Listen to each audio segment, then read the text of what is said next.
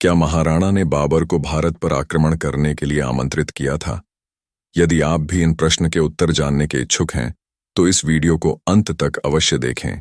आइए चर्चा करते हैं कि क्या महाराणा सांगा ने दिल्ली के सुल्तान इब्राहिम लोदी पर आक्रमण करने के लिए बाबर को आमंत्रित किया था। तो इस प्रश्न का प्रथम पहलू है, क्या महाराणा सांगा को इब्राहिम लोदी को परास्त करने के लिए बाबर की आवश्यकता भी थी? जिसका स्पष्ट उत्तर है नहीं। महाराणा सांगा ने न केवल इब्राहिम लोदी को 3 बार पराजित किया था, अपितु मालवा और गुजरात के सुल्तानों को भी अनेकों अवसरों पर धूल चटाई थी और बंदी बनाकर स्वतंत्र भी किया था। यह कहना अतिशयोक्ति नहीं होगी कि महाराणा सांगा उत्तर भारत के सर्वशक्तिशाली शासक थे। वहीं दूसरी ओर बाबर, जिसके लिए भारत की भूमि न केवल नई थी, अपितु इब्राहिम लोदी की फौज संख्या में बाबर से कई गुना अधिक थी। और ऐसी परिस्थिति में बाबर स्वयं एक साथी चाहता था, और महाराणा सांगा से बड़ा साथी कौन हो सकता था, क्योंकि महाराणा सांगा ही बाबर की सबसे बड़े शत्रु थे और उन्होंने पूर्व में इब्राहिम लोदी पर विजय भी प्राप्त की हुई थी। यदि उनसे कोई अस्थायी समझौता हो जाए तो बाबर की इब्राहिम लोदी से युद्ध में फतह लगभग निश्चित हो जाएगी। कुछ ऐसे ही तर्क इतिहासकार गोपीनाथ शर्मा ने भी दिए हैं, जिससे यह स्पष्ट है कि बाबर को इब्राहिम लोदी पर फतह करने के लिए महाराणा सांगा का साथ चाहिए था, परंतु महाराणा इब्राहिम लोदी को परास्त करने के लिए स्वयं सक्षम थे। अब बढ़ते हैं प्रश्न के दूसरे पहलू पर कि इतिहास की किन स्रोतों से हमें यह पता चलता है कि महाराणा सांगा ने बाबर को दिल्ली पर आमंत्रित किया था, और क्या कोई अन्य स्रोत भी है जो हमें भिन्न निष्कर्ष पर पहुंचाते हैं। तो महाराणा सांगा द्वारा बाबर को आमंत्रण करने का वर्णन हमें बाबरनामा से प्राप्त होता है, जिसमें बताया गया है कि महाराणा ने बाबर के पास अपना दूत भेजा था, जिसने बाबर को प्रस्ताव दिया कि यदि बाबर इब्राहिम लोदी के विरुद्ध दिल्ली की ओर कूच करता है तो वे आगरा की ओर से कूच करेंगे। इस प्रस्ताव को बाबर स्वीकार कर लेते हैं। हालांकि बाबरनामा में बाबर ने महाराणा सांगा के दूत का नाम नहीं बताया है, परंतु बाबरनामा के कथन से यह स्पष्ट है कि वह यह मान बैठा था कि इब्राहिम लोदी के विरुद्ध महाराणा सांगा उसके साथ है, और जब वो दिल्ली की ओर कूच करेगा तो महाराणा आगरा से अपने सेना लेकर उसकी मदद के लिए आएंगे। लेकिन ऐसा नहीं हुआ और उसे इब्राहिम लोदी से पानीपत का युद्ध अकेले लड़ना पड़ा।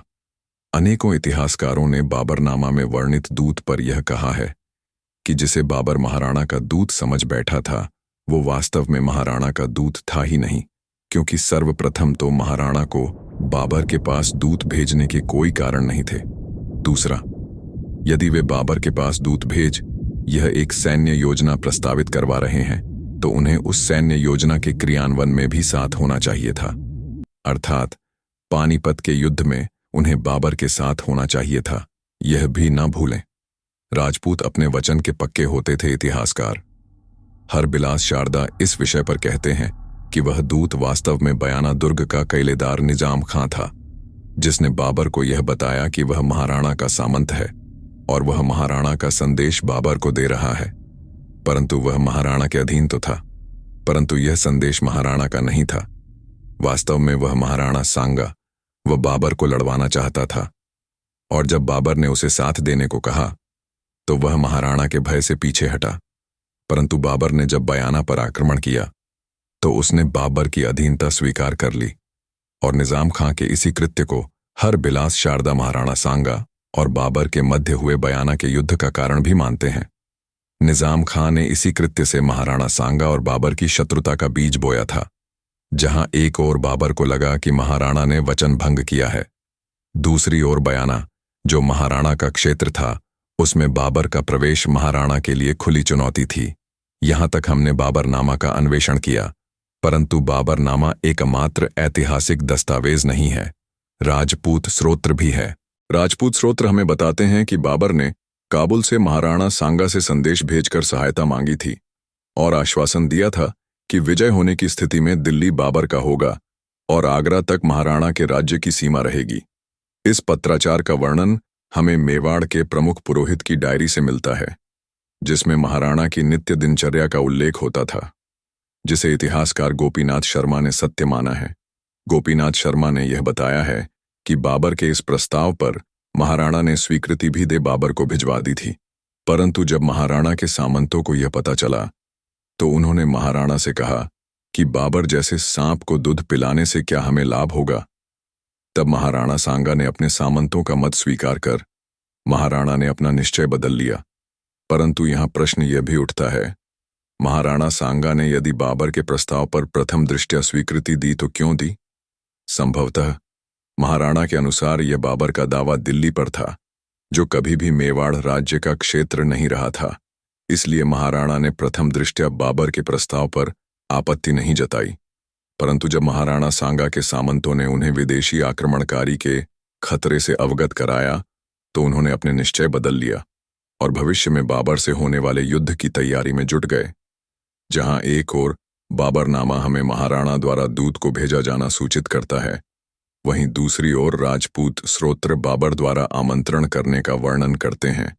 दोनों में ही काबुल निवासी बाबर द्वारा दिल्ली पर आक्रमण करने और महाराणा द्वारा आगरा से सहयोग करने के प्रस्ताव का वर्णन है, जिससे स्पष्ट है पत्राचार तो हुआ था। बस प्रश्न यह बचता है कि संधि प्रस्ताव की पहल किसने की थी, जिसका उत्तर बाबर ही हो सकता है, क्योंकि बाबर को महाराणा की आवश्यकता थी, न कि महाराणा सांगा को बाबर की। और यदि पत्राचार हुए थे, यह भी संभव हो सकता है पहला पत्राचार का आरंभ निजाम खां ने किया हो, जिससे बाबर को यह लगा हो कि महाराणा सांगा से सैन्य समझौते की संभावना है, और तब उसने महाराणा सांगा को इब्राहिम लोदी के विरुद्ध युद्ध के लिए आमंत्रित किया हो। परंतु अंततः महाराणा सांगा और बाबर के मध्य कोई समझौता न हो सका और उन्हें बयाना व खानवा में युद्ध करना पड़ा। इस विषय पर आपके क्या विचार है? कृपया कमेंट कर हमें बताएं। क्या आप इतिहासकार गोपीनाथ शर्मा एवं हरबिलास शारदा के विचारों से सहमत हैं? यदि आपको यह वीडियो ज्ञानवर्धक लगी हो तो वीडियो को लाइक करें और अपने मित्रों बंधु बांधवों से शेयर करें और चैनल को सब्सक्राइब करें।